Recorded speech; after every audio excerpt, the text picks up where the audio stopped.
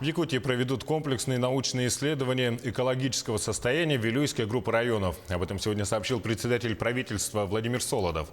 Напомню, что Кабмин региона, Целевой фонд будущих поколений и акционерная компания «Алроса» заключили трехстороннее соглашение. В его рамках за счет финансирования «Алроса» будут проводиться научные исследования.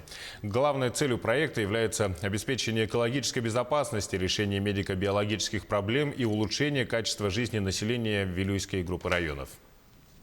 Задача поставлена Министерству образования и Академии наук до конца марта согласовать тех задания и уже начинать реализовывать конкретные мероприятия по комплексным научным исследованиям.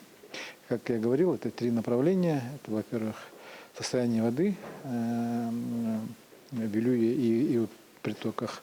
Второе, здоровье людей, состояние здоровья людей. И третье, альтернативные источники водоснабжения.